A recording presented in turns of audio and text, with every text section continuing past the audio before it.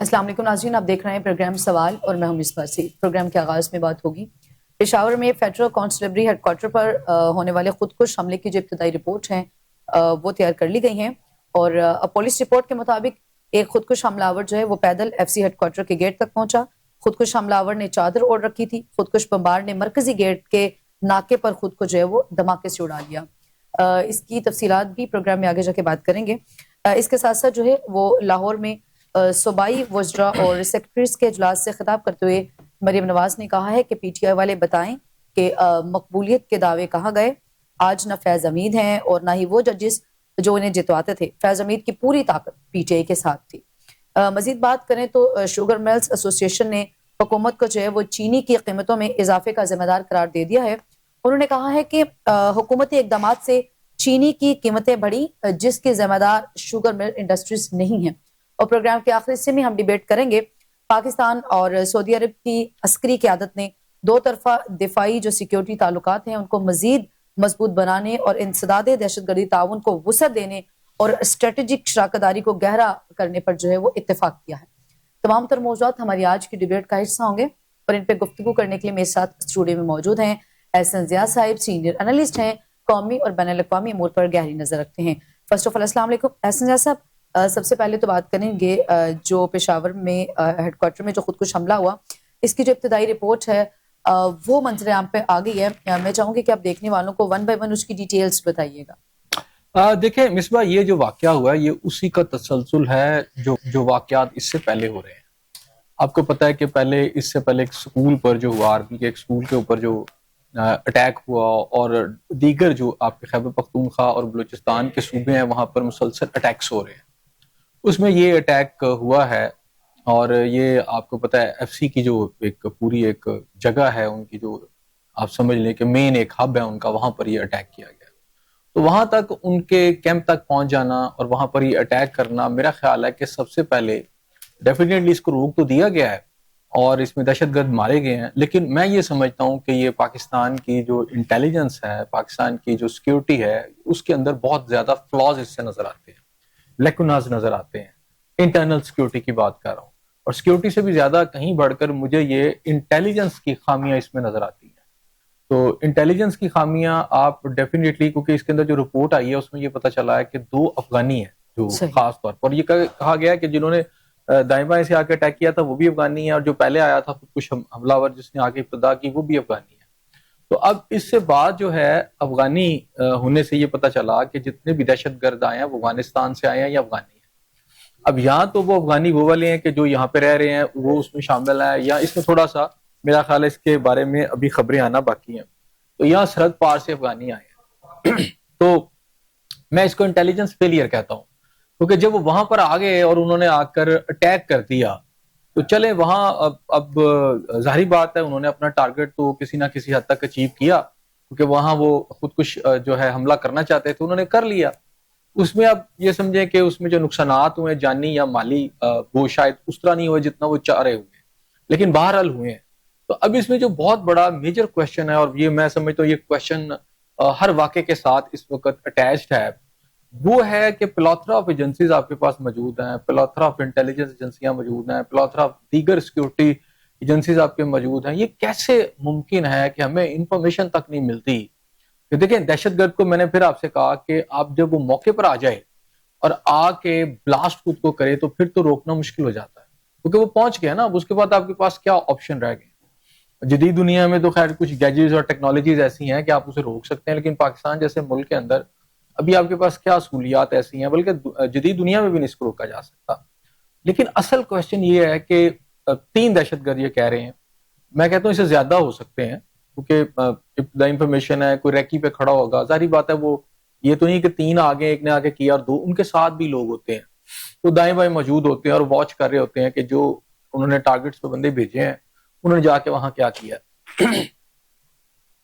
تو ان کا افغانستان سے آ جانا پاکستان کے اندر، کیونکہ اب یہ ایک آدمی تو نہیں ہے، 5-6 لوگ ہیں، اس کا مطلب یہ ہے کہ جو لوگ ہیں، اب جو پہلا خودکش بمبار آیا اس کے پاس ظاہری بات ہے اور ڈیٹونیٹ کرنے کے لیے پوری ایک جیکٹ ہوتی ہے، جیکٹ تیار کی جاتی ہے، پھر اس کو یہاں پر کون لے کر آیا، اس کے جو وسائل یا جو اس کے ذریعہ جس کے ذریعے یہاں پر پہنچا، اس کو जिन्होंने रखा, हार्बर किया, वो कौन लोग थे जिन्होंने इसको टारगेट का बताया, और टारगेट को कितने बजे यानी सुबह के वक्त जाना, और उसकी वहां पर जो है आपने जो अचीवमेंट करनी है कि हमने ये टारगेट को क्यों सुबह के वक्त रखा, तो उसकी खास बातें होती हैं, उसके खास डायनेमिक्स होते हैं, और उसके लिए बाकायदा रैकी होती है, तैयारी की जाती है। तो अगर वो तैयारी करके इधर आए हैं तो डेफिनेटली उनका भी इंटेलिजेंस नेटवर्क काम कर रहा है। एक हमारा इंटेलिजेंस नेटवर्क है, एक उनका इंटेलिजेंस नेटवर्क है। वो ज्यादा है या कम है, मैं उसकी बात नहीं कर रहा। वो बंदे अफगानिस्तान से चले हैं, और जो पहला खुद कुछ बमबार आता है तो उसकी चूंकि जैकेट है, सारा कुछ है, वो ब्लास्ट करता है। उसके बाद उसी के कवर के अंदर 2 बंदे और इन्वॉल्व हो जाते हैं जो इन्फॉर्मेशन है, सही, तो वो आ जाते हैं, और फिर वहां पे मुकाबला होता है सिक्योरिटी फोर्सेस का, वो मार दिए जाते हैं, और उसमें इधर भी जानी माली नुकसान होता है। तो मेरा सवाल सिर्फ ये है कि ये जो रास्ते हैं, यानी कई सौ किलोमीटर दूर से अफगान बॉर्डर से इस जगह तक, यानी पेशावर में इस जगह तक, एफसी तक पहुंचना, डेफिनेटली एक लॉट ऑफ डिस्टेंस है। उस डिस्टेंस पर आपकी यानी पुलिस भी मौजूद है, आपके दीगर इदारे भी मौजूद है। हाउ इज इट पॉसिबल कि यार वहां से वो चले आए हैं, और फिर ये है कि पूरा एक नेटवर्क है। अगर हम इस रिपोर्ट को देखें, अगर हम इस रिपोर्ट को देखें तो उसमें बड़ी चीजें वाज़ेह हैं। आप भी बता रहे हैं कि वो कैसे, कितने लोग थे, और कहाँ से वो, कैसे वो दाखिल हुए, कहाँ पे वो रुके, ये सारी चीजें वो हैं। अभी आप ही की बात को सेकंड करी हूँ कि इतनी जगहों से वो होते हुए आए हैं, तो फिर उसके ऊपर भी तो कोई चेक एंड बैलेंस होता है ना, सिक्योरिटी होती है, नाके लगे हुए होते हैं। वो गेट तक पहुंच गए, और फिर वो अंदर दाखिल भी हो गए, फिर खुद को हमला भी हो गया, फिर जानी माली नुकसान भी हो गया, और उसके बाद जो लंबी चौड़ी रिपोर्ट आई उसमें तो इतनी तफसील से हकायक बताए गए हैं, कहाँ से निकले, कहाँ पे दाखिल हुए, बड़ी आसानी ये ऐसी है ना, सांप निकल जाने के बाद आप लकीर पीट रहे हैं। यानी उससे पहले अब आपके पास जो है ना, अब तस्वीरें आ गई हैं, आपके पास पिक्चर्स भी हैं, भी ये चेहरा है उसका, अच्छा ये अफगानी है, ये सारा कुछ आपको पहले क्यों नहीं पता चलता? तो दुनिया के लोगों की इंटेलिजेंस होती है, ये सारा, ये इंटेलिजेंस बनी इसीलिए होती है, राइट। आपकी उसमें सिविल भी होती है, दीगर एजेंसियां भी होती हैं। तो एक बंदा आ गया है, वो दहशतगर्द आके अपने टारगेट पे अटैक्स कर रहे हैं, और अच्छा अभी आपके पास क्या है कि जी मैं अभी सुन रहा था इस्लामाबाद में हर इमारत की सिक्योरिटी को सख्त कर दिया गया। तो ये तो वो है कि वो इस्लामाबाद पहुंचे क्यों भाई, या वो पेशावर पहुंचे क्यों? ठीक है, इंपॉर्टेंट क्वेश्चन ये है कि वो इतनी आसानी से पहुंच रहे हैं, और उनको उसके हवाले से जो उनको जरूरियात हैं, उनकी मिसाल है, उनको पैसे की जरूरत है, अगर उन्हें मतलब जो सेकंड आए हैं उनके बारे में, उनके पास जो ऑटोमेटिक वेपन भी थे, ग्रेनेड भी थे। अच्छा, उन्हें ग्रेनेड भी मिल रहे हैं, उन्हें ऑटोमेटिक वेपन भी मिल रहे हैं, उनको पैसा भी मिल रहा है, वो रैकी भी करने में कामयाब है, वो यहाँ के हार्बर भी किए जाते हैं, रखे भी जाते हैं, वो टारगेट अचीव किया है। और जारी बात है उस वक्त आपके कैमरे लगे, उसमें तस्वीरें आ गई, अब आप बता रहे हैं कि नहीं वो अफगानिस्तान से चले थे जी, पता लग गया जी। अच्छा, फिर अगले दिन हम मीडिया के अंदर उस स्टोरीज को ऐसे करें कि जैसे हमने कोई बहुत बड़ी कामयाबी हासिल कर ली। भाई वो टारगेट आए और टारगेट पे अटैक करके चले गए, तो आप बाद में कह रहे हैं कि जनाब हमने कोई कामयाबी हासिल करी। कोई कामयाबी नहीं, ये डेफिनेटली आपका इंटेलिजेंस फेलियर है, ज्यादा इंटेलिजेंस फेलियर है, और उसको सिक्योरिटी फेलियर भी आप कहेंगे। तो मेरा मतलब एक पूरे शहर से भरे शहर में आते हैं, और फिर अगर वो वहां तक पहुंच रहे हैं और कल को किसी और जगह पहुंच जाए तो आप क्या कर सकेंगे? जारी बात है, जब सर पर कोई चीज आ जाए तो आप क्या कर लेंगे उसका? तो मेरा ख्याल है कि हमें इसके ऊपर बहुत काम करने की जरूरत है। फिर ये नहीं है कि एक इंसिडेंट हुआ है, पे दर पे इंसिडेंट्स हो रहे हैं, और सेम एक ही स्टाइल है। टेररिस्ट आते हैं, कभी वो गाड़ी में आ जाते हैं, कभी वो पैदल चलता। अब ये तो बंदा जो है ना, देख रहे पैदल चलता हुआ आ गया, पता नहीं वो कहां से चलता हुआ। इससे पहले जो वाकयात हैं उसके अंदर भी इसी तरह के सीन आपको मिलते जुलते मिल रहे हैं। तो भाई ये जो आपके प्लॉथरा ऑफ एजेंसीज यू हैव, यानी विद यू, यानी हमारे पास जो मौजूद है, तो वो कर क्या रही हैं? क्योंकि इसमें देखें, इसमें पुलिस मौके पे नहीं लड़ सकती। पुलिस तो यही कर सकती थी जो उसने वहां पे किया, राइट। या आपके सिक्योरिटी के इदारे वही कर सकते थे जो उन्होंने मौके पे किया, बिल्कुल। और उन्होंने ज्यादा तबाही को बचाया। अगर ये कहा जाए तो इस लिहाज से ठीक है, कामयाबी है कि वो बहुत ज्यादा नुकसान पहुंचा सकते, तो उस नुकसान को आपने कर्टेल कर लिया। लेकिन वो पहुंचे वहां पर क्यों? असल सवाल है इंटेलिजेंस का। इंटेलिजेंस नेटवर्क हमारा क्यों इतना नाकाम है कि हमें ये नहीं पता चल रहा कि सैकड़ों किलोमीटर दूर से और अफगानिस्तान के अंदर से वो आ जाते हैं, फिर उनको यहाँ हर चीज भी मुयस्सर आ जाती है, पहुंचाने वाले उनको टारगेट पे पहुंचा जाते हैं। और ये कैमरे हमें उस वक्त तो नजर आ जाता है जब सांप निकल जाता है और हम लकीर पीट रहे होते हैं। इससे पहले सरहद से लेकर वो किसी कैमरे में नहीं आते। ठीक है, पेशावर में घूम रहे हैं, या वो बलूचिस्तान के इलाकों में घूम रहे हैं, या इवन बाकी सूबों में घूम रहे हैं, हमें उनका नहीं पता चलता। हमें उस वक्त पता चलता है जब वो टारगेट अचीव कर जाते हैं। तो इसका मतलब ये है कि कहीं ना कहीं کمی ہے, کوتاہی ہے, اور بڑے لیول پر کمی اور کوتاہی ہے. اور ایسے ممالک جہاں پر ٹیررزم کے خلاف جنگ لڑی جاتی ہے اور انٹرنل آپ کو ایک جنگ کے ساتھ ہیں, تو میرا خیال ہے 9/11 کے بعد it's a huge time, it's a long time. آپ اس ٹائم کے دوران ابھی تک اپنی انٹیلیجنس کو اس لیول پر نہیں لا سکے کہ آپ کے افغانستان سے اگر ایک بارڈر سے بندے چلتے ہیں 3 4 5 لوگ, تو آپ ان کو آئیڈینٹیفائی کر سکیں, پھر ان کے نیٹ ورک کو آپ توڑ سکیں. تو ایسا کیا طریقہ ہے کہ ہم اسے کر نہیں پا رہے؟ تو میرا خیال ہے کچھ کوشچن ایسے ہیں کہ ہمیں دیکھنا پڑے گا. اور یہ میں اس لیے کہہ رہا ہوں, دہشت گردی کے واقعات ہونے کے بعد یا پھر حملہ ہونے کے بعد کیوں سیکیورٹی ہائی الرٹ؟ وہ تو آپ کو پہلے سے ان ایکشن ہونا چاہیے. نہیں دیکھیں نا, ہائی الرٹ, اب واقعہ ہو گیا ہائی الرٹ, چلو اگلا پھر واقعہ ہو گیا, پھر دہشت گردی کا واقعہ ایک سٹوری چلا دیتے نا بچوں, ان کے لیے بڑی آسان ہے. آپ کے جو ارباب اختیار ہے جی سیکیورٹی ہائی الرٹ کر دی. آپ کو پتا ہے کہ پچھلے 1 ماہ کے اندر کتنے واقعات میں ہر واقعے کے بعد ہمیں یہ پتا چلتا ہے کہ سیکیورٹی ہائی الرٹ ہوگی. یار وہ کتنی ہائی الرٹ ہوگی, آسمان تک ہائی الرٹ ہو گئی ہے. اس لیول پر اتنے لیول اچیو کرنے کے بعد بھی وہ مزے سے آ کے اٹیک کر رہے ہیں, تو کون سی آپ نے سیکیورٹی ہائی الرٹ کی؟ دیکھیں یہ بینگ پاکستانی, اور پاکستانی کو اس کے اوپر کنسرن ہے. اور پھر میری بات سنیں, یہاں پر ہم کہتے ہیں جی شہید ہو گئے ہیں لوگ, ٹھیک ہے وہ شہید ہیں, دیکھا جائے تو شہید ہی ہیں, لیکن میرا خیال ہے کوئی بھی شخص مرنے کے لیے نہیں آتا وہاں ڈیوٹی دے رہا ہوتا, بالکل وہ تو اٹیکس ہو جاتے ہیں. تو ہمیں تو اس کو روکنا ہے نا, ان کی جان و مال کی بھی حفاظت کرنی ہے. جو ہماری حفاظت کر رہے ہیں, جو ہماری سیکیورٹی کی حفاظت کر رہے ہیں, وہ ایکولی اتنی ہی رسپانسبلٹی سب پر پڑتی ہے.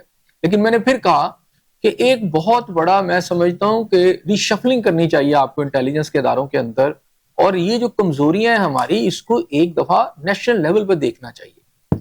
اور یہ نہیں کہ ہر واقعے کے بعد آپ کے افسران اپنی سیٹوں پر رہیں. ایک دفعہ آپ کو اگر چینج کرنا پڑتا ہے کریں, جو بھی آپ کو سٹیپس لینے ہیں آپ لیں. آپ کو پتا ہے کہ آپ کو تھریٹس ہیں, انڈیا روز آپ کو کہہ رہا ہے, اور ہمیں بھی پتا ہے کہ پراکسی وار ہے, افغانستان کی طرف سے ٹیررسٹ آئیں گے. تو چلے اگر وہ بارڈر کے قریب کہیں لڑ رہے ہیں تو ہم کہہ سکتے ہیں کہ یار وہاں کون سے کیمرے, وہاں سے تو انفلٹریشن انہوں نے کی ہے اور وہاں پر مقابلہ ہو گیا ہے, کھلے میدان. اب جو آپ کے اربن سٹیز ہیں وہ وہاں تک آ جاتے ہیں. تو اربن سٹیز کے اندر آ کر, اور اب ایک زمانے میں تو آپ کہتے تھے جی قبائلی علاقے ہیں ساتھ, آپ کو فاٹا کے علاقے, اب تو وہ بھی نہیں رہا نا. اب سارا کا سارا تو خیبر پختونخوا گورنمنٹ کے اندر ہے. تو اب وہ جتنے بھی علاقے ہیں بیسیکلی وہاں آپ کا پورا ایک سسٹم موجود ہے, اس سسٹم میں سیکیورٹی کیمراز ہر جگہ پر موجود ہے, باقی بھی ساری انفارمیشن ہو رہی ہے. تو کیوں نہیں پتا چل رہا؟ کویشچن یہ ہے کہ 5 سے 6 لوگ, یعنی 3 انٹر ہوئے, ان کو لانے والے بھی 6-7 پیچھے ہوں گے نا. بالکل. تو یہ جو 7-8 لوگ ہیں, یہ اتنی آسانی سے کنوینئنس کے ساتھ پاکستان کے اندر ایک شہر, میجر شہر کے اندر آتے ہیں اور سیکیورٹی فورس پر حملہ کر کے چلے جاتے ہیں. تو یہ کون بتائے گا جی؟ کیا آج ہم یہ کہ جی سیکیورٹی ہائی الرٹ ہوگی اور کل پھر ایک پتہ چلے گا ایک اور واقعہ آ جائے گا اور پھر ہم ایک سٹیٹمنٹ داغ دیں گے؟ نہیں, ہمیں اپنی کمزوریوں کو, کوتاہیوں کو دیکھنا پڑے گا. کیونکہ اگر آپ نے وار آن ٹیرر لڑنی ہے تو پھر آپ کو اپنے لوپ ہولز کو, اندر کی کالی بھیڑوں کو جو ہے نا, ان کو بھی نکالنا پڑے گا. اب 9/11 دیکھیں امریکہ کے اندر ایک ہوا ہے, اس کے بعد کتنے واقعات ادھر ہوئے, کاؤنٹ کر کے بتا دیں. انہوں نے اپنی سیکیورٹی کو بیف اپ کیا, اور بہت سارے جگہوں پر دنیا کے ممالک کے اندر بھی ہوتے ہیں, لندن میں بھی ہو جاتے ہیں, ٹیررزم کے واقعات ہوتے ہیں, یہاں پر بھی ہوئے ہیں اور وہاں پر بھی ہوئے ہیں, لیکن ان کے واقعات ہوتے ہیں. ایک واقعہ ہے, اپنی سیکیورٹی کو کرتے ہیں, پورے سسٹم کو ٹھیک کرتے ہیں, اور پھر نہیں ہوتا. ہمیں یہ بتایا گیا جی افغانستان سے آ رہے ہیں, اوکے آ رہے ہیں, بھائی کیسے آ رہے ہیں؟ پورا اتنا بڑا بارڈر ہے, وہاں سیکیورٹی فورسز لگی ہیں, وہ کیسے پاکستان کے اندر انٹر ہو جاتے ہیں؟ چلے یہی موجود تھے, تو یہاں تک کیسے پہنچ گئے؟ میرا خیال ہے کہ ہماری وزارت داخلہ کو بھی دیکھنا چاہیے. Simply you scratch my back, I scratch your back, یہ اس سے کام نہیں چلے گا. پاکستان جو ایک اٹامک پاور ہے, اس کے جو ادارے ہیں, کیونکہ یہ مجھے لگتا ہے کہ وہ ماضی والا 9/11 کے بعد جو ایک ٹیررزم کی ویو آئی تھی پاکستان کے اندر, جس میں آپ کے سیکیورٹی کے ادارے تھے, GHQ, ان سب جگہوں پر حملے شروع ہو گئے تھے, مہران بیس اور کراچی آپ دیکھ لیں, بلوچستان کے علاقے, ایون لاہور کے اندر ٹارگٹ شروع ہو گئے تھے. یہ دوبارہ سے وہ ویو بنتی نظر آ رہی ہے. اور اس وقت بھی جب اس کو روکا گیا تھا تو اس کے اندر انٹیلیجنس کو بڑا انہانس کیا گیا تھا, اور پھر وہ پکڑ کے جب ان کو ٹھکانے لگایا گیا تھا تو پھر معاملات سیدھے ہوئے تھے.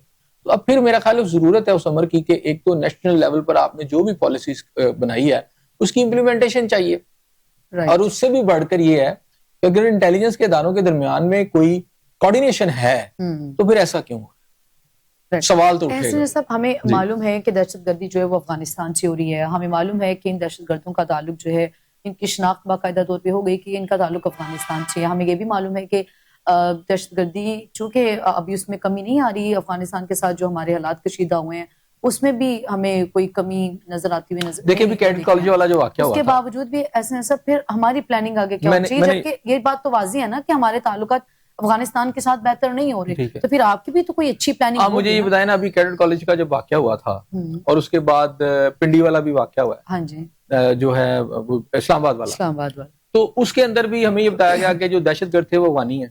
ہاں جی، اوکے، اب ان دونوں واقعات میں دیکھیں وہ آپ کے دارالحکومت تک پہنچ گئے اور وہ کر رہے ہیں، پھر انہوں نے وہ کیڈٹ کا، پھر آج یہ واقعہ، تو اس میں کتنا ٹائم گزرا، تو ہمیں بتایا جا رہا ہے افغانی، اوکے ہم نے مان لیا افغانی ہیں، لیکن ان کو کس نے روکنا ہے؟ یہی سوال ہے اسنے صاحب، یہ تو ہم بتا دیتے ہیں، اور ابھی ہم پروگرام میں یہ ڈیبیٹ کر رہے ہیں کہ وہ دہشت گرد جنہوں نے یہ حملہ کیا وہ گیٹ تک کیسے پہنچ گئے. میں نے یہ سوال کیا کہ کیا اسی طرح ہوتا رہے گا اور ہر واقعے کے بعد ہم یہی کہتے رہیں گے کہ جناب سیکورٹی بیف اپ کر دی گئی ہے اور پتہ چل گیا ہے وہ افغانی ہے، ہر واقعے کے بعد ہم یہ بتا رہے ہیں؟ اچھا اس میں کیا نیا ہے؟ یعنی ایک طرح کی ایک سٹیریوٹائپ ہم سٹیٹمنٹس دیتے ہیں اور پھر اگلے دن ہمیں 2 دن کے بعد، 4 دن کے بعد، مہینے کے بعد پتہ چلتا ہے کہ ایک اور ہمارا جو انسٹالیشن ہے امپورٹنٹ، یا ہماری کوئی اہم جگہ ہے، یا ہماری کوئی پبلک مقام ہے، وہاں پر اسٹرائک ہو گئی ہے. تو میرا خیال ہے کہ یہ چیزیں جو ہے نا مثبت دنیا بھر میں انٹیلیجنس نیٹ ورک سے روکی جاتی ہیں. یہ جب دہشت گرد چلتا ہے نا وہاں سے، تو پتا ہوتا ہے کہ اس کو اسلحہ کس نے دینا ہے، اس کو کس اکاؤنٹ سے پیسے آنے ہیں، اگر کیش پہ آنے ہیں تو وہ کیسے پہنچنے ہیں، اس کو پیسے دیتا کون ہے، ٹھیک ہے، اور ان کا نیٹ ورک کیا ہے، اور یہ کہاں کہاں ٹھہرتے ہیں. یہ دیکھیں، یہ جب تک آپ کو آئیڈینٹیفائی نہیں ہوگی اور ان کو کون کون چلا رہا ہے، تو تب تک آپ یہ سمجھیں کہ آپ کو اس میں کامیابی حاصل نہیں ہو سکتی. یہ واقعات ہوتے رہیں گے، ایک واقعہ ہوگا، پھر اس کے بعد اس سے بڑا واقعہ ہو جائے گا، پھر کوئی اور بڑا واقعہ ہو جائے گا. تو کیا ہم اسی طرح دیکھتے رہیں گے؟ ایسا سب افغانیوں کے نیٹ ورک کا بھی ہمیں پتہ ہے، افغانیوں کے ذرائع کا بھی ہمیں پتہ ہے، کس کی پشت پناہی حاصل ہے وہ بھی ہمیں پتہ ہے. تو اتنی چیزوں کا علم ہمیں ہے، دہشت گردی افغانستان سے ہو رہی ہے، سب کچھ ہم بخوبی اس چیز سے باخبر ہیں، لیکن اس کے باوجود بھی ہم اس کو، وہی آپ کہہ رہے ہیں کہ یہ انٹیلیجنس فیلئر ہے، تو اس کا سدباب بھی تو آپ لوگوں نے کرنا نا. سدباب یہی ہے کہ آپ انٹیلیجنس کے اندر جہاں جہاں لوپ ہولز موجود ہیں، کوئی بلیک شیپ موجود ہے، ان کو نکالیں، اپنے نیٹ ورک کو سٹرونگ کریں. دنیا کے اندر اس طرح کے واقعات ہوتے ہیں، وہ اپنے آپ سسٹم کو ٹھیک کرتے ہیں. ہم اپنے سسٹم کو ٹھیک نہیں کر پاتے. یہ ہمارا ایک بہت بڑا المیہ ہے، اور ہماری یہ جو ناکامی ہے یہ اوورال ہمارے تمام جو سرکاری ادارے ہیں ان پہ نظر آتی ہے. اس میں محیط ہے ہمارے اندر، جو سسٹم کے اندر جو کرپشن آ گئی ہے، سسٹم کے اندر جو دیکھیں جو پاکستان سے محبت کرنے والے لوگ ہیں نا، میں نہیں سمجھتا کہ وہ کسی چیز کی اجازت دیتے ہیں. ایون وہ سسٹم کے اندر بھی موجود ہیں تو وہ کوشش پوری کرتے ہیں، لیکن مجھے ایسے لگتا ہے کہ ہم شاید باتوں کی حد تک تو باتیں بڑی بڑی کر رہے ہیں، لیکن عملاً جو ریکوائرمنٹ ہے وہ پوری نہیں کر رہے. ایسے ہی ہے. آگے بڑھیں گے. ایسن صاحب، لاہور میں صوبائی وزراء اور سیکرٹریز کے اجلاس سے خطاب کرتے ہوئے مریم نواز نے کہا ہے کہ پی ٹی آئی والے بتائیں کہ مقبولیت کے دعوے کہاں گئے ہیں. آج نہ فیض حمید ہے، نہ ہی وہ ججز ہیں جو انہیں جتواتے تھے. فیض حمید کی پوری طاقت پی ٹی آئی کے ساتھ تھی. کیا کہیں گے آپ الیکشن جیتنے کے بعد یہ رد عمل ان کا؟ دیکھیں، یہ اس طرح کا ملتا جلتا بیان میاں محمد نواز شریف صاحب نے بھی دیا ہے. اچھا جی. اور بڑے سمجھے کہ وہ چھاتی پہ مار کے کہا کہ دیکھو جی ہم نے کیا کر دیا. لیکن ڈیفینیٹلی فیض حمید موجود نہیں ہے، ججز بھی موجود نہیں ہے، لیکن آج اگر آپ human rights commission of Pakistan کی رپورٹ پڑھ لیں تو آپ کو پتہ چل جائے گا کہ ان کے مرضی کے ججز آ گئے ہیں. اور فیض حمید تو موجود نہیں ہے، لیکن شاید ان کی مددگار جو ہیں وہ پنجاب پولیس کی شکل میں سارے موجود ہیں، اور باقی جو سرکاری مشینری اس کی شکل میں موجود ہے. کل کے الیکشن پر چونکہ ہماری بات نہیں ہو سکی، ہمارے پروگرام کا ٹائم نہیں تھا اس کے دوران، ہم چونکہ منڈے کو پروگرام کرتے ہیں، تو آپ ساری فوٹیجز اٹھا کے دیکھ لیں اگلے دن کی جو وہاں پر جو کوریج ہوئی ہے، اس میں ایک چیز بڑی واضح نظر آئی. ایک تو یہ ہے کہ سرکاری مشینری کا بے دریغ استعمال کیا گیا، پھر مخالفین کے کیمپ آپ نے اٹھا دیے. لیکن اب گورنمنٹ ہے نا، مشینری آپ کے پاس ہے. مریم نواز صاحبہ کہہ رہی ہیں کہ جی بیانیہ، انہوں نے کہا جی ایک قسم کا ریفرینڈم ہو گیا. ریفرینڈم یار کیا ہوا؟ ساری مشینری آپ کی تھی، آپ نے کسی کو کیمپ نہیں لگانے دیا. پی ٹی آئی کے کیمپ تک آپ نے اکھاڑ دی. میڈیا کی صورتحال یہ تھی کہ میڈیا کل شور و غوغا مچا رہا تھا کہ جناب ہمیں اس کے اندر انٹر نہیں ہونے دیا جا رہا. تو جہاں پر آپ کو پولنگ اسٹیشنوں میں انٹر ہونے کے دیکھنے کا موقع نہیں دیا گیا، پولیس جو تھی ہر ایک سے بدتمیزی کر رہی تھی. تو پولیس ایک ایسا ٹول ہے اس وقت پنجاب گورنمنٹ کے ہاتھ میں. میرا خیال ہے چند افسران ہیں، بڑے واضح طور پر مجھے تو پتا ہے کون کون سے ہیں، ان کے سر پر پنجاب گورنمنٹ چل رہی ہے. تو یہ آپ کا کلیم جناب کہ یہ ہے، تو میرا خیال ہے کہ آپ پڑھ لیں ذرا human rights commission of Pakistan کی رپورٹ جس میں انہوں نے واضح کر دیا کہ اس وقت عدلیہ کا جو نظام جو ہے وہ لایا گیا ہے اس کی وجہ سے آپ کا جو نہ صرف انصاف کا نظام جو ہے وہ صاف نظر آتا ہے کہ اس پر ایگزیکٹو جو ہے وہ چھا گئی ہے، نہ آپ کے اندر یہاں پر نظام جو ہے اس کا انصاف ہے، پھر یہاں پر جبری گمشدگیوں کی بات کی گئی ہے، پھر یہ کہا گیا ہے کہ جو آپ پولیس سینٹرز یا بہت سارے سینٹرز کے اندر بغیر عدالت میں پیش کیے، بغیر کوئی قانونی کارروائی کر کے کئی دن جو لوگوں کو رکھ رہے ہیں اس پر انہوں نے اظہار تشویش کیا ہے۔ تو ایک ایسی صورتحال کے اندر جہاں میڈیا بھی اس وقت، دیکھیں میں بالکل واضح کہوں گا، اس وقت فریڈم آف ایکسپریشن یا فریڈم آف پریس کریں وہ بری طرح اس وقت جو ہے کمپرومائز ہے، بلکہ ایک قسم کا ایک شدید قسم کے جبر میں ہے، دباؤ میں ہے۔ تو آپ جو خبر ان کی مرضی کی لگاتے ہیں وہ تو ساری پسند کی جاتی ہیں۔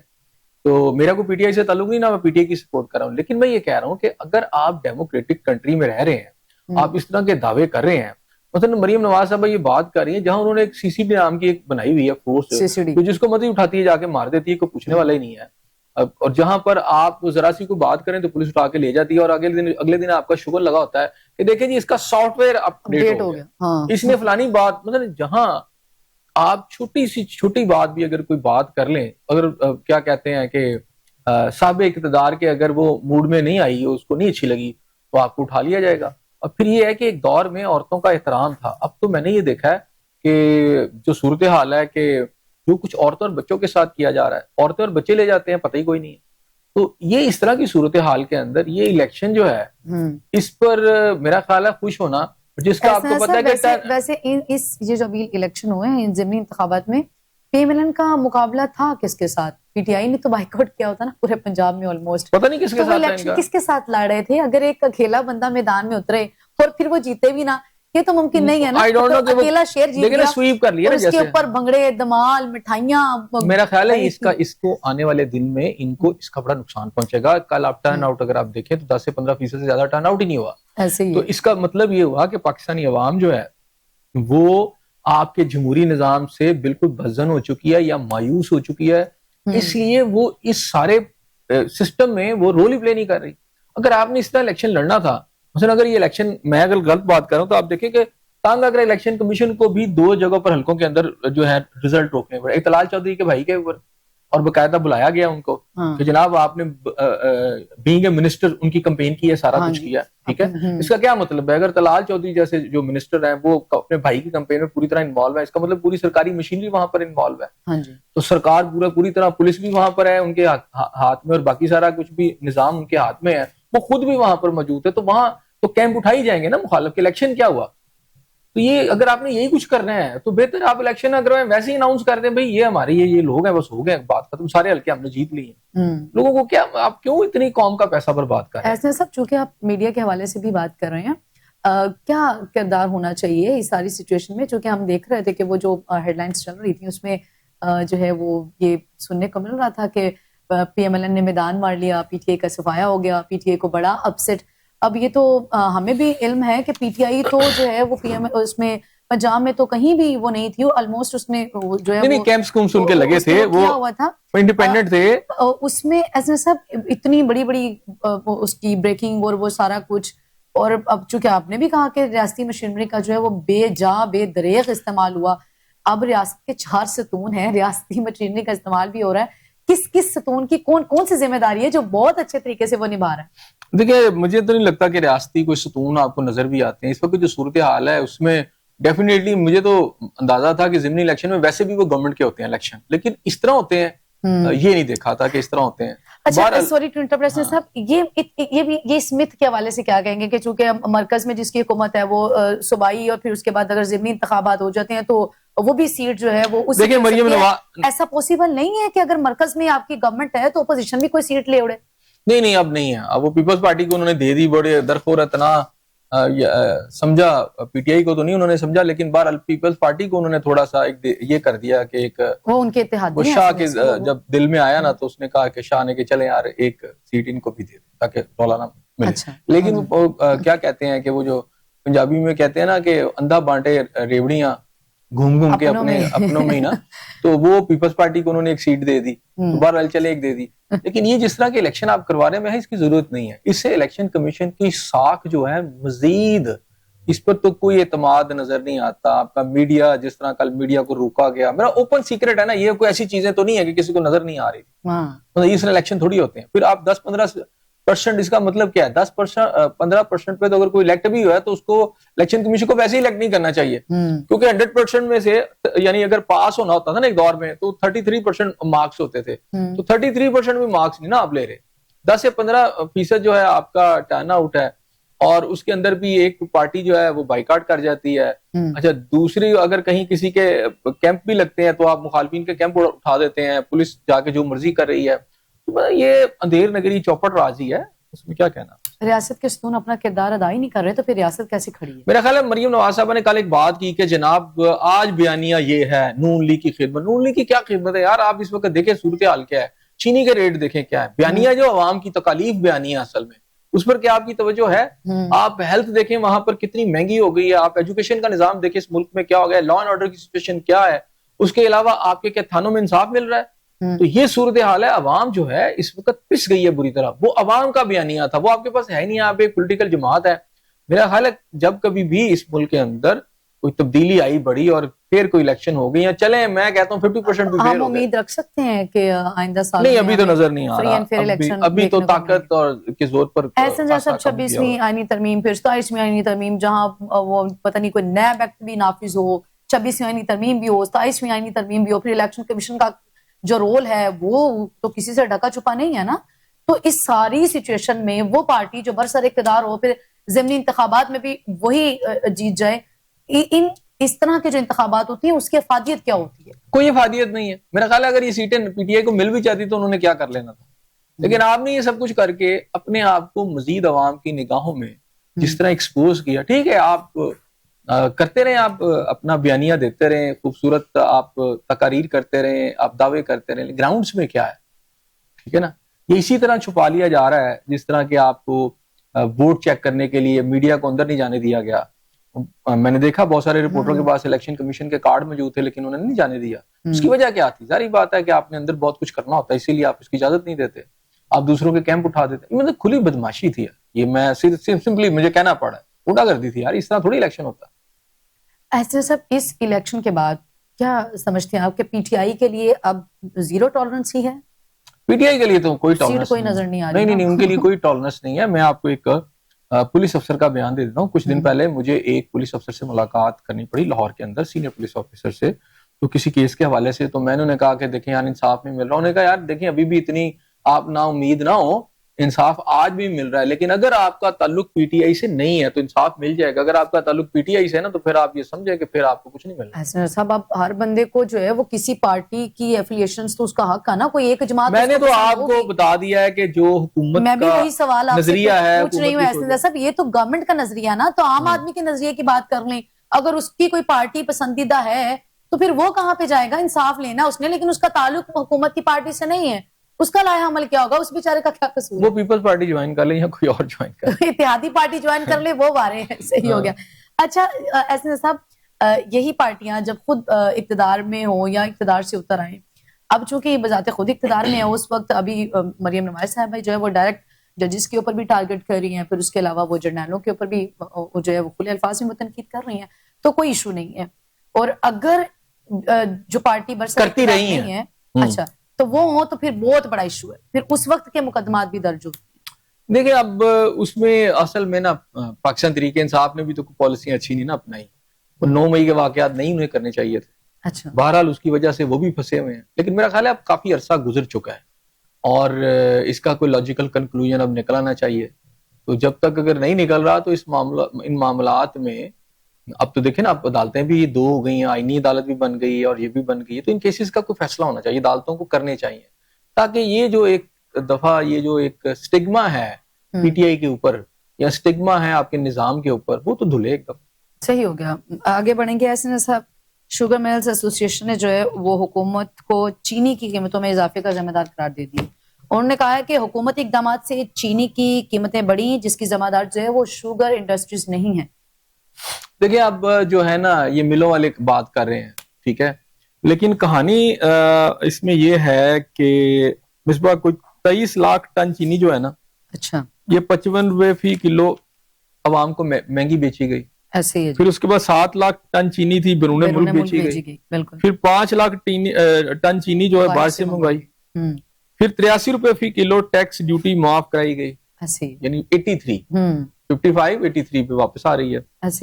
ٹھیک ہے, وزیر اعظم کو اب کس نے گمراہ کیا ہمیں نہیں پتا.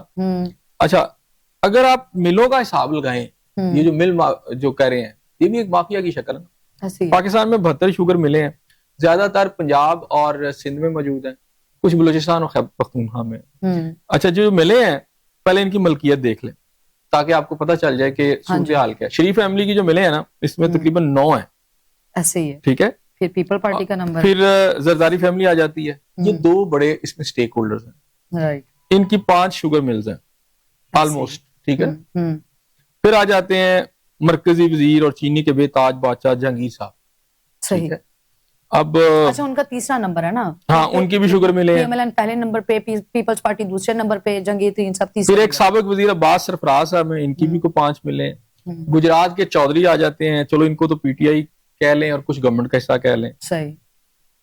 اچھا جی, ان کی بھی ملے ہیں. افضل اختر ہیں, ان کا تعلق جو ہے جنرل اختر عبد الرحمان جو ہیں ریٹائرڈ مرحوم جو ہیں ان کے خاندان سے ہیں, ان کی بھی کو 2 شوگر ملے ہیں. اس طرح اگر آپ یہ دیکھیں تو یہ جتنی بھی شوگر ملے ہیں نا, ان کے مالک بھی یہی سارا کچھ ہے. ایسے ہی ہے جی. اچھا, یہ جب ویسے بھی سبسڈی بھی لیتے رہتے ہیں اور ویسے بھی حکومت سے فائدہ اٹھاتے رہتے ہیں اور پورے گیم کی گئی ہے, ٹھیک ہے. اب وہ شوگر مل مالکان تو یہ کہہ رہے ہیں نا کہ جو ان کا ایک موقف ہے, لیکن بنیادی طور پر یہ جو شوگر مل مالکان ہے یہی اس میں سب سے بڑے بینیفیشری ہیں. تو میں نے تو بتا دی ہے کہ یہ جو آپ نے بتایا یہ بھی حکومت پہ ڈال رہے ہیں اور یہی حکومت ہے. مزے کی بات یہ ہے کہ یہ حکومت کو ذمہ دار ٹھہرا رہے ہیں اور یہ خود ہی حکومت بھی ہے. یہ ایسا ویشیس سرکل انہوں نے چلایا ہوا ہے کہ کسی کو سمجھ نہ آئے. اچھا, وہ اس پہ کہیں وہ کہ جی حکومت نے کیا, اچھا دونوں you scratch my back I scratch your back, اور عوام جو ہے اس کو لوٹ رہے ہیں. اور آج بھی دیکھیں چینی آج بھی پاکستان میں اویلیبل نہیں ہے. ایسے ہی ہے. اور جہاں پہ ہے وہاں پہ وہ بلیک میں فروخت ہو رہی ہے. بلیک میں فروخت ہو رہی ہے نا, اور وہ بھی آپ کو پتا ہے کہ بہت تھوڑی مقدار میں. کہیں آپ چلے جائیں دکان پر, وہ کہے گا جی 1 کلو لے لیں, 2 کلو لے لیں. یعنی ایک ایسا ملک جہاں اتنے بڑے دعوے کر رہے ہیں کہ جناب وہ پاکستان کو انہوں نے پتہ نہیں کیا کر دیا ہے, کہ ریفرینڈم ہو گیا, عوام خوشی سے اچھل رہی ہے, کود رہی ہے خوشی میں کہ انہوں نے سارا الیکشن لیگ نے جیت لیا ہے. بھائی اس پہ نہیں وہ کر رہی ہے, تو آپ کا ڈرامہ ہے. ان تو بیچاروں کو چینی نہیں مل رہی. آج آپ کو پتا ہے آٹے کی قیمتوں میں اضافہ ہو گیا ہے. تو میں تندور پہ آج گیا تھا ایک روٹیاں لینے کے لیے, تو مجھے انہوں نے بتایا کہ جناب وہ اس کا روٹی کا سائز اتنا ہو گیا, روٹی کا سائز چھوٹا سا ہو گیا. وہ دیکھ کے ہنسی آتی ہے اس روٹی کو دیکھ کے کہ یار, میں نے کہا کہ یار اس کو بلکہ فریم کرا کے مریم نواز صاحبہ وزیر پنجاب کو بھیجی جانی چاہیے. انہیں بتایا جانا چاہیے کہ آپ نے جو ریٹ بڑھایا اس سے عام لوگوں کو جو آپ نے کہا تھا اتنے میں روٹی ملنی چاہیے, یہ والی روٹی ہے, یہ دکھانا چاہیے. مجھ سے غلطی ہو گئی کہ میں اس روٹی کو ساتھ لے کے آتا کہ جو اس وقت شہر میں مل رہی ہے, اور یہ لاہور شہر ہے. اور لاہور شہر جو ہے آپ کا صوبائی دارالحکومت ہے, جہاں آپ کا سمجھے آپ کا یہ مین سمبل ہے نا, آپ کا یہ مین شہر ہے. تو وہاں یہ وہ شہر ہے جو آج بھی آپ نے ہزاروں روپے بلکہ اربوں روپے لگا دیے, ٹھیک ہے, ہزاروں نہیں اربوں روپے لگا دیے ہیں. اور اس کے بعد یہ the most polluted city of the world ہے آج بھی. اور آپ اس میں خوش ہو رہی ہیں کہ نہیں وہ جو گاڑیاں لائے تھے نا, اسے جو سپرے واٹر ہم کر رہے ہیں, اس سے دیکھیں جی تھوڑا سا فرق پڑ گیا, بہت زیادہ فرق. پورا شہر بیماریوں میں مبتلا ہے, گلے کی, ناک کی, سانس کی, پھیپھڑوں کی بیماریوں سے لوگ یعنی بدحال ہوئے ہوئے ہیں. تو آپ کہہ رہے ہیں کہ جی یہ بیانیہ ہے اور کوئی اب وہ کیا کہتے ہیں پیز موجود نہیں اور ججز موجود نہیں. بھائی آپ کیا دے رہے ہیں؟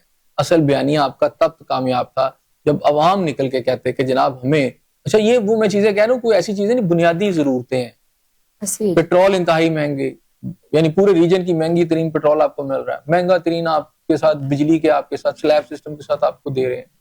ٹیکسس ظالمانہ نظام آپ کا فیڈرل سے لے کر پنجاب تک موجود ہے. قیمتیں عالمی منڈی میں جتنی مرضی سستی ہو جائیں, ہمیں ہماری عوام کو کسی صورت اس کا ریلیف نہیں مل سکتا. لیکن وہ اس کی وجہ یہ ہے کہ یہاں پر آپ کا چینی کے معاملات ہوں یا آپ کا پیٹرول کا معاملہ ہو, یہاں مافیاز ہیں, ریکٹس ہیں, اور وہ حکومتوں میں موجود ہیں, اسمبلیوں میں موجود ہیں. ابھی میں نے بتایا کہ جو اس وقت جن کی حکومت ہے اس وقت, پاکستان پیپلز پارٹی کی اور نواز لیگ, ساری زیادہ تر میجر ملیں انہی کی ہیں. ایسے ہی ہے. پہلے نمبر پہ ایسا صاحب, اب تو عوام کو یہ اندازہ ہو چکا ہے کہ چینی مہنگی کیوں فروخت ہوتی ہے. پہلے چینی جو ہے وہ برآمد پھر درآمد کون کرتا ہے اور اربوں روپیہ کون کماتا ہے, چونکہ ہم نے تو 1 by 1 بتا دیا جی. پہلا نمبر اس میں PMLN کا ہے, دوسرا نمبر اس میں پیپلز پارٹی کا ہے. تو یہی کما رہے ہیں نا. اور تقریباً آپ نے بھی ذکر کیا کہ تقریباً 72 شوگر ملز جو ہیں وہ اس وقت فعال ہیں اور پہلے نمبر پہ اچھا لوگوں کو چینی نہیں مل رہی. ہاں جی. اور لوگوں کو آٹا نہیں مل رہا, لوگوں کو شاید خرد و نوش نہیں مل رہی. لوگ جو ہیں اس وقت بیماریوں کا شکار ہیں. پنجاب میں پولوشن اپنی انتہا کو پہنچی ہوئی ہے. چلیں میں باقی جگہوں پر بھی اب دیکھیں, لا اینڈ آرڈر کی سچویشن آپ کے سامنے.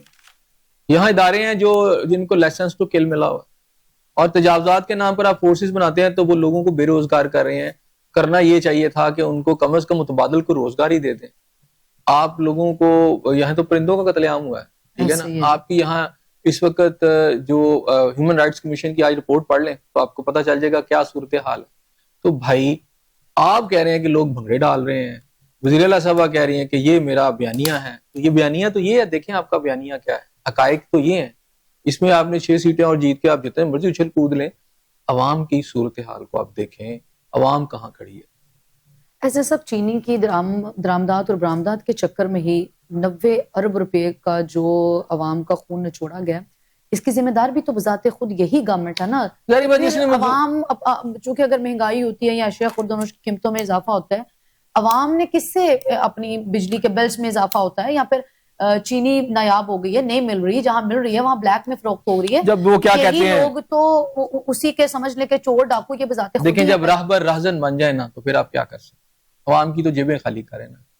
جس ملک کے اندر چلانوں کے نام پر آپ بجٹ مختص کر رہے ہیں رقم, کتنے ارب کے چلان عوام کی جیبوں سے آپ نے نکال لے ہیں. یعنی آپ تو کوئی موقع جانے نہیں دے رہے کہ عوام کی جیبوں پر قانون کے نام کے اوپر آپ جو لوٹ مار آپ نے مچا رکھی ہے. اس ساری صورتحال کے اندر آپ مجھے یہ بتائیں کہ کس طرح پاکستان کو آپ کہتے ہیں کہ ترقی کی طرف لے جائیں گے. اس طرح کی آپ جتنی سیٹیں آپ نے کلیم کر رہے ہیں اتنی اور ڈبل لے ہیں, اسے کیا فرق پڑ جائے. میں یہ کہہ رہا ہوں کہ آپ جمہوری نظام کو وہ ناقابل تلافی نقصان پہنچا رہے ہیں کہ کل کو آپ کو فیس کرنا پڑے گا. اس کو آپ اداروں کو ڈیموکریٹک وے میں کریں, اس کو مضبوط کریں. اگر آپ اپنے اداروں کو مضبوط نہیں کریں گے, یہ جو دیکھیں یہ جو ریاست ہوتی ہے نا, اس میں جب آپ رہتے ہیں نا تو یہ اداروں کی ریاست نہیں ہوتی, یہ پاکستانی عوام کی ریاست ہے. اور وہ سب جو رہتے ہیں یا ادارے بنتے ہیں اس کے اندر ایک عمرانی معاہدہ ہوتا ہے, اس کو کہتے ہیں کانسٹیٹیوشن آف پاکستان, جس کے تحت ایک رول پلے کیا جاتا ہے. یہ نہیں کہ کوئی ادارہ کوئی شخصیت اس ملک کی ایک بے تاج قسم کی ایک حکمران بن گیا اور کوئی اس کو پوچھ نہیں سکتا. اس ملک میں عوامی لوگوں کو آپ استثناء دے رہے ہیں, ایسا استثناء کہ اس کو پکڑ ہی نہیں سکتا. عوامی عہدوں پر موجود, دنیا میں نہیں ہوتا لائف ٹائم استثناء. عوامی عہدوں پہ تو آپ نے احتساب کرنا ہے.